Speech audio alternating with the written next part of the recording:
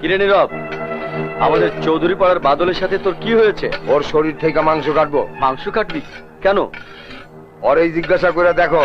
কিরে বাদল, কি করেছিস? আমি নীরবের কাছ থেকে 1000 টাকা দাম ধার নিয়েছিস, ধার শোধ কর। এতে মাংস কাটার কি হলো? সব কথা না শুনে কথা বলো দেখেই তো তোমাদের গ্রামের সাথে আমাদের গ্রামের মিল নেই। সব কথা আবার কি? আমি টাকা দেবার সময় ওকে দলিল করে দিয়েছিলাম 1 মাসের মধ্যে টাকা দিতে না পারলে 1 কেজি মাংসর শরীর থেকে কেটে নেব। বলিস কি?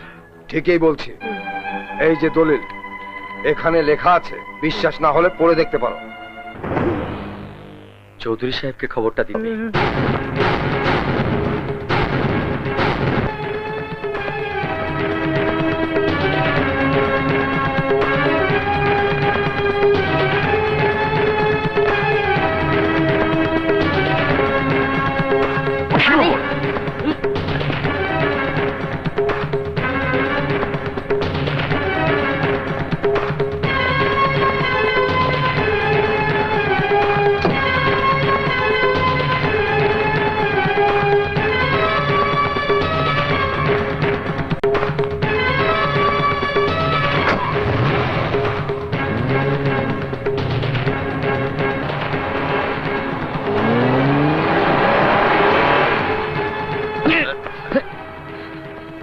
আল্লাহ জানে আজ খান বাড়ির কেটা জানে চৌধুরী সাহেবের রাতে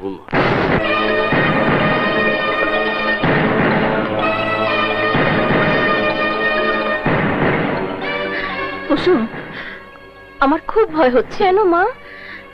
এতগুলো বছর পর চৌধুরী বাড়ি আর খান বাড়ির লোক মুখোমুখি হচ্ছে। আল্লাহ জানে আজ কি জানি হয়।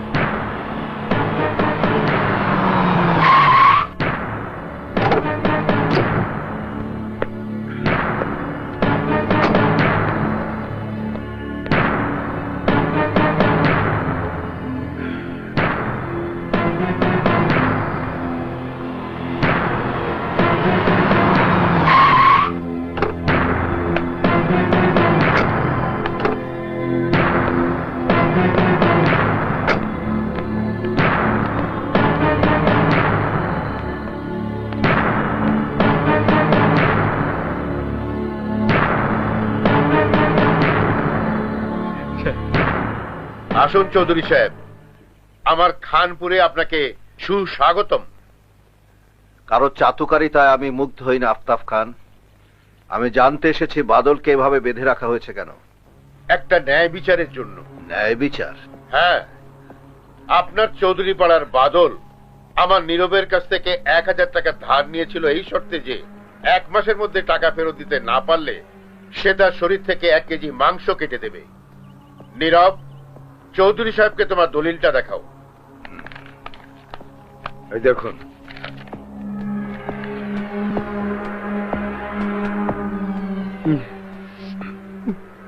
এখন আপনি বলুন চৌধুরী সাহেব, বাদলের শরীর থেকে মাংস কাটা বৈধ নাকি অবৈধ? কি চৌধুরী সাহেব, আপনার ন্যায় বিচার আজ থমকে গেল নাকি? না খান, চৌধুরী তার মাথা কেটে মাটির সাথে মিশিয়ে দেবে, কিন্তু ন্যায় বিচার থেকে কখনো পিছু হটবে না। দলিলে যা লেখা আছে তাই হবে, এর থেকে কোনো রকম নড়চড় হবে না। বাদল, দলিলের লেখা অমান্য করার শক্তি কারণেই, তাই তোর শরীর থেকে 1 কেজি মাংস কেটে নিবে নীরব। নীরব, তুমি তোমার কাজ করো, ওর শরীর থেকে 1 কেজি মাংস কেটে নাও। না, তোর কোনো মাফ নেই। কতবার বলেছি, কোনো কাগজে সই করার আগে, কোনো চুক্তি করার আগে লেখাপড়া জানা কাউকে দেখিনি, কিন্তু তোরা আমার কথা শুনিসনি। আমার এলাকার সবাই জানে যে খানপুরের লোকদের সাথে কোনো লেনদেন করতে হলে অনেক ভেবে চিন্তে করতে হয়, কারণ তারা উপকারী সেজে মানুষের ক্ষতি করে। তোমরা শোনোনি? যাও নীরব, ওর শরীর থেকে মাংস কাটো।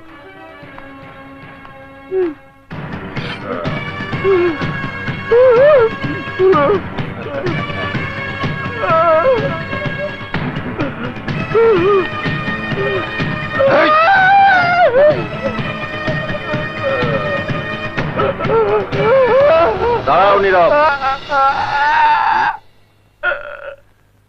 তুমি বাদলের শরীর থেকে 1 কেজি মাংস কাটবে, কিন্তু এর মধ্যে আবার কিন্তু কি?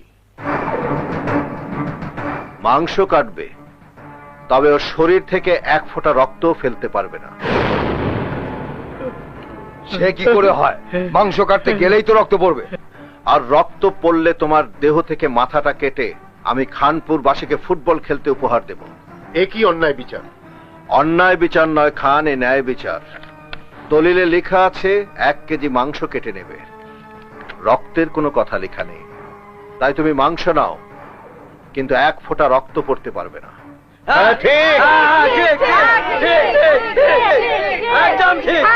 এবার যাও নীরব, মাংস কাটো, তবে 1 ফোঁটা রক্ত যেন না পড়ে।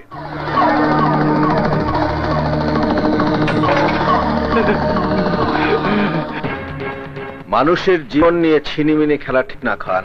আব্বাস। জি সাহেব। 1000 টাকার পরিবর্তে ওকে 2000 টাকা দিয়ে দাও। জি।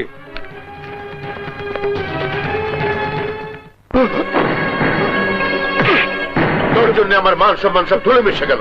দলিল করার সময় কেন রক্তের কথা লিখিস নি হারামজাদা?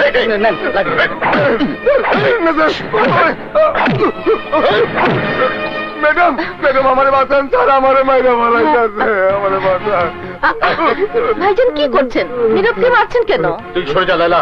তুই জানিস না গত 100 বছরের শত্রুতার ইতিহাসে যা হয়নি, আজ ওই মূর্খটার কারণে তাই হয়েছে।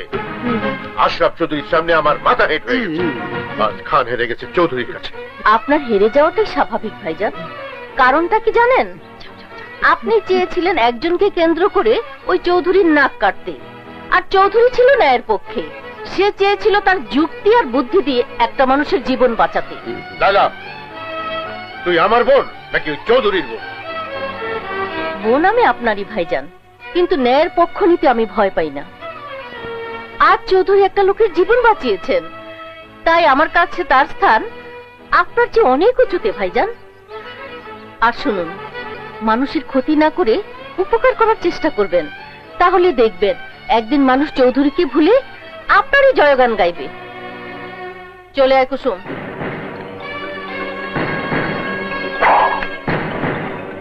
চৌধুরী, এই দিনই শেষ নয়। আজ না হয় কাল তোর মাথা আমি নিচু করে ছাড়বই।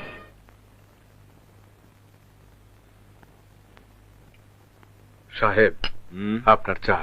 রাখো, বসো। আরে আরে, ওখানে বসলে কেন? এখানে বসো। কি যে বলেন সাহেব, এমনিতে আপনার কাছে আমার কৃতজ্ঞতা শেষ নাই। আমার মতো সামান্য চাকরের ছেলেরে আপনি নিজের ছেলের মর্যাদা দিচ্ছেন, শহরে রেখে লেখাপড়া শিখাইতেছেন। আমার শরীরে চামড়া দিয়ে আপনার পায়ের জুতা বানা দিলেও আপনার ঋণ আমি শোধ করতে পারব না। আহা, থামো তো, থামো। সে অর্থে আমিও তোমার কাছে ঋণী। আমি যখন আমার একমাত্র সন্তানকে হারালাম, তখন তুমি তোমার একমাত্র ছেলেকে আমার কোলে তুলে দিয়ে বলেছিলে, সাহেব, আজ থেকে ওই আপনার সন্তান। আমি আমার সন্তানকে লেখাপড়া শিখিয়ে বড় করেছি, এটা তো এমন কিছু নয়। আরে হ্যাঁ, আবিরের পরীক্ষা তো শেষ, বাড়ি আসবে কবে? ছেলেটার স্বভাবটা জানি কেমন, কখন আসে আর কখন যায় কিছুই বোঝা যায় না।